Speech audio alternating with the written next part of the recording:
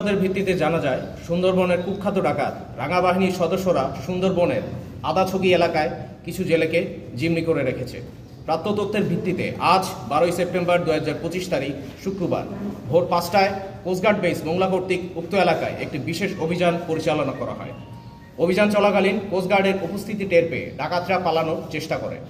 পরবর্তীতে অভিযানিক দল ধাওয়া করে দুটি একনলা বন্দুক, 2 রাউন্ড তাজা কার্তুজ, 8 রাউন্ড ফাঁকা কার্তুজ, 3টি দেশীয় আগ্নেয়াস্ত্র তৈরির সরঞ্জামাদি এবং একটি দেশীয় অস্ত্রসহ সুন্দরবনের দুর্ধর্ষ ডাকাত রাঙা বাহিনীর 2 সহযোগীকে আটক করে।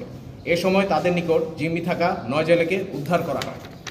উদ্ধারকৃত জেলেরা জানান, গত 3 সেপ্টেম্বর 2025 তারিখ মাছ ও কাঁকড়া ধরার উদ্দেশ্যে সুন্দরবনে গমন করলে গতকাল রাতে রাঙা বাহিনী তাদের আটক করে এবং মুক্তিপণ দাবি করে। উদ্ধারকৃত জেলেরা সকলেই খুলনা জেলার দাকব থানার বাসিন্দা। প্রাথমিক জিজ্ঞাসাবাদে জানা যায় আটককৃত ডাকাত সহযোগী নাসির মোল্লা এবং মিন্টু সর্দার বাগেরহাট এবং খুলনা জেলার বাসিন্দা। তারা দীর্ঘদিন যাবৎ রাঙা বাহিনীর সঙ্গে ডাকাতি এবং ডাকাত দলকে অস্ত্র, গোলাবারুদ ও রসদ সরবরাহের মাধ্যমে সহযোগিতা করে আসছিল। উদ্ধারকৃত জেলে আটককৃত ডাকাত ও জব্দকৃত আলামতের পরবর্তী আইনানুগ ব্যবস্থা গ্রহণের কার্যক্রম প্রক্রিয়াধীন রয়েছে। সুন্দরবনকে দস্যুমুক্ত করতে কোস্টগার্ড ভবিষ্যতেও এ ধরনের অভিযান অব্যাহত রাখবে।